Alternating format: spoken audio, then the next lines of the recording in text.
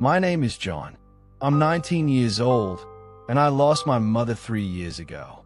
Everyone said she died in an accident, but I always had a feeling that something wasn't right. That day when my father called and said in a shaky voice, "Your mother is no longer with us," I was stunned. But my real nightmare began exactly 2 weeks after the funeral. It all started with a text message from a familiar number, my mother's number. "John, go ask your father how I died." My hand froze, my heart pounding in my chest. The phone fell from my hand.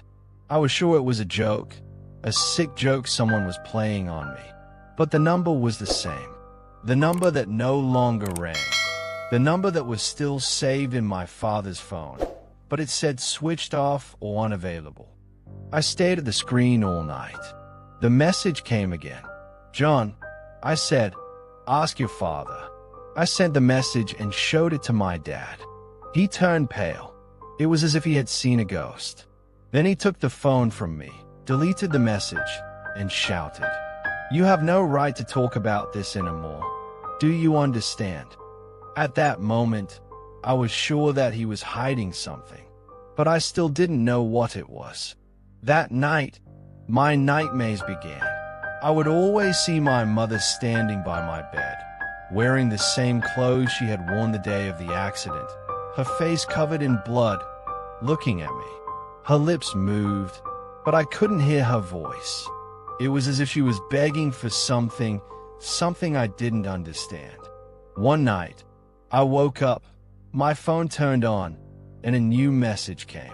"You are the only one who can save me." I couldn't take it anymore, so I searched my dad's closet. I found a small wooden box with a lock. I opened it with a knife. Inside was a stack of papers, an accident report, a photo of the car, and something that took my breath away. A letter my mother had written 2 weeks before she died. "If anything happens to me, it's not your husband's fault." I grabbed the letter and ran outside. My head was spinning. I couldn't breathe. My father, the one I always thought was the only one I had after my mother, was he a murderer? My phone vibrated again. Another message. "Now you know, but my rescue isn't over yet. Do what needs to be done."